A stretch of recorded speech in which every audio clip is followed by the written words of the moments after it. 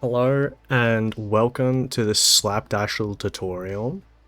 I've been working with the rip command to try and understand what it does. Because rat discovery on routers sounds fantastic.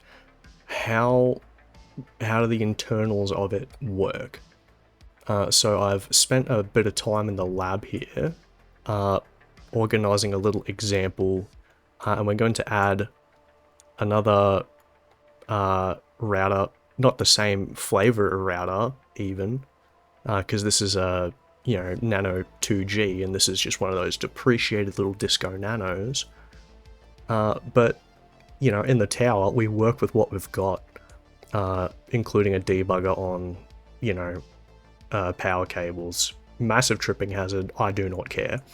So I've structured my routers here as if they were floors. So this router on like number 0 is the 0th floor.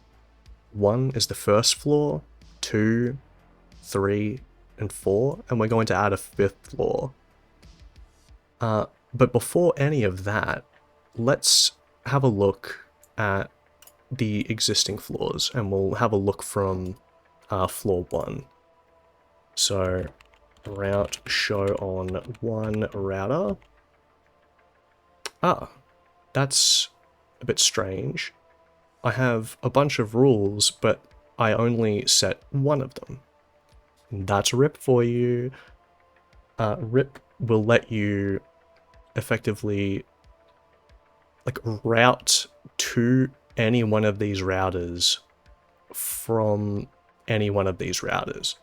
So if I'm on floor 4 and I'm advertising that port 0 is my destination, so like number 4, like the address 4, which would match any address with 4/user/DNS, anything.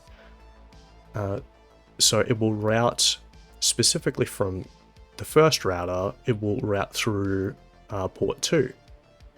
And then it would route through port 2, and then it would route through port 2, and then it would route through port 0. And the same goes from any of them anywhere.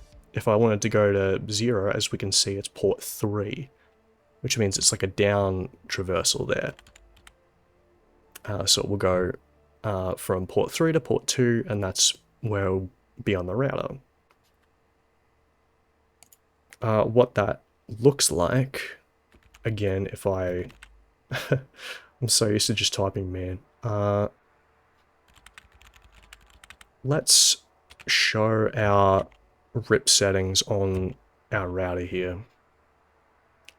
Cool, so this specific router, I've set its rules to listen for advertisements and advertise over port 2 and port 3. So my up link and my down link. So I'll hear all of the different advertisements, and those are coming in on, I think I've completely forgotten the, UDP 520. So if you've got a router behind a firewall, make sure you add UDP 520 to your whitelist, because if you want to forward your rules through it, that's the way you do it.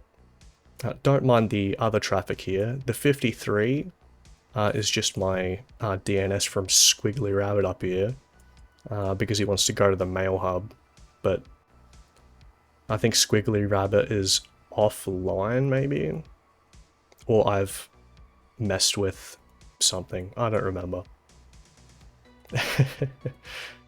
In any case, let's just plonk the router down and just get started, I think. So we'll plug her in, flick her on, user interrupt, cool. So first thing we would probably want to do is, unless we have a DHCP server, we're going to want to disable that on boot. So net DHCP disable on this hardware address of the router that we're installing. Then net a, oh, mind you, you can, instead of doing address or ADDR, you can just do a, or just straight up alias it. We'll set this to 5 router on this hardware. Cool, looks good to me. Now, let's have a look at the existing routes. Currently there's no routes, but default is forwarding via port 3. I don't really like that, because if it's routing via port 0, it'll just be a pain. Let's have a look at one of the other ones. Yeah, I drop unmatched traffic on the other routers here. So I'm going to do the same on this guy.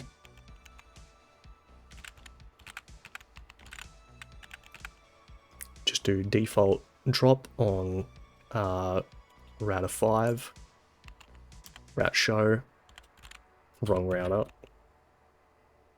route show on 5, unmatched traffic, default is dropped. That's cool. We want to leave broadcast traffic enabled on all ports. Broadcast traffic is your UDP packets. Non-broadcast is TCP. That's not really explained. That's what that is.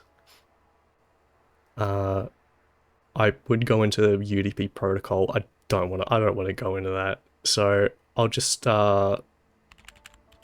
instead type rip show on 5 router, and currently we're ignoring and we're not advertising. That's completely fine.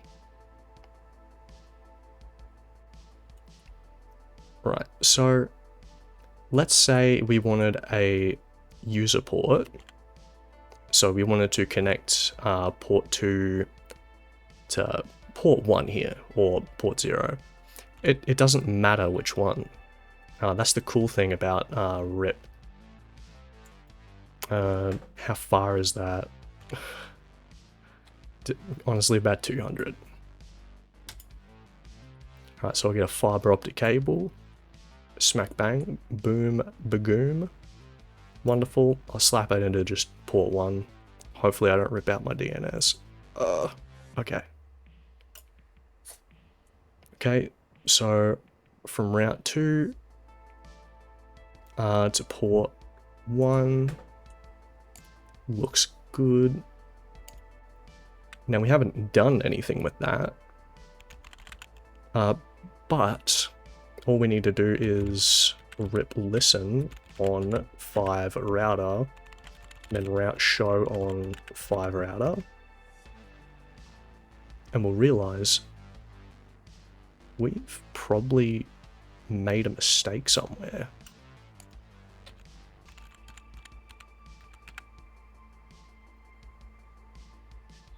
Right. Oh yeah. Am I not? I'm pretty sure I'm only, yeah, that's right. I'm only advertising via port 3. Sorry, my little doggy's crying. So this is a good opportunity to show you that you can actually advertise via specific ports. So what I did was I went through port 3 because I didn't have a floor above me. What this can do is, you know, save your users bandwidth if they, they don't want to be blasted with UDP packets. They don't care about the routing. The router cares about the routing. The user kind of doesn't. They just need the DNS address, and the routers will do the rest. So we'll advertise via port 2 on 4. And then we can see a blue light and white light. That means we're getting packets probably. Rip show on 5 router, route show on 5 route, boom. Look at that. Wonderful. So now, any traffic in, so from any port anywhere, if its destination is 5, so this floor, it'll go via port 3. Then, if it's port 4, 3, 2, 1, or 0, it'll go through port 1. Wonderful. Let's give that a go.